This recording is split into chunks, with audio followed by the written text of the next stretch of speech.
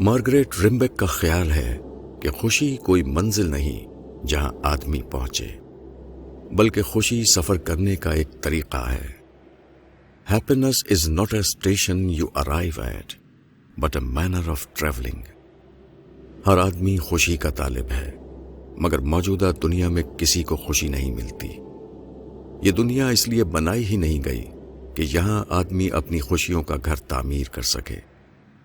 جو شخص خوشی کو اپنی منزل سمجھے وہ کبھی خوشی کو نہیں پا سکتا۔ خوشی صرف اس کے لیے ہے جو خوشی کے بغیر خوش رہنا سیکھ جائے۔ اگر آدمی یہ جان لے کہ اس دنیا میں غم ناگزیر ہے تو وہ غم کے ساتھ رہنا سیکھ جائے گا۔ اس کو نقصان لاحق ہوگا تو وہ فریاد و ماتم نہیں کرے گا، بلکہ اس سے اپنے لیے سبق کی غذا حاصل کر لے گا۔ اس کی امیدیں پوری نہ ہوں گی تو وہ مایوسی میں مبتلا نہیں ہوگا۔ اس کا یہ شعور اس کے لیے سہارا بن جائے گا کہ اس دنیا میں ہر ایک امید پوری نہیں ہوتی، چاہے وہ امیر ہو یا غریب، بادشاہ ہو یا کوئی معمولی آدمی۔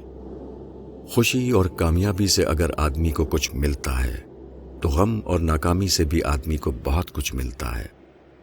غم اور ناکامی کے تجربات آدمی کو سنجیدہ بناتے ہیں، وہ اس کی سوچ میں گہرائی پیدا کر دیتے ہیں، ان کے ذریعے سے وہ نئے نئے سبق سیکھتا ہے۔ غم اور ناکامی کے تجربات آدمی کے پورے وجود کو بدل کر ایک نیا آدمی بنا دیتے ہیں۔ اگر دنیا میں صرف خوشی اور کامیابی ہوتی تو دنیا سطحی اور بے حس انسانوں کا قبرستان بن جاتی۔ یہ دراصل غم اور ناکامی ہی ہے جس کی وجہ سے دنیا کبھی زندہ انسانوں سے خالی نہیں ہوتی۔ زندگی کی تلخیاں آدمی کے زندگی کے لیے وہی حیثیت رکھتی ہیں جو سونے چاندی کے لیے تپانے کی حیثیت ہے۔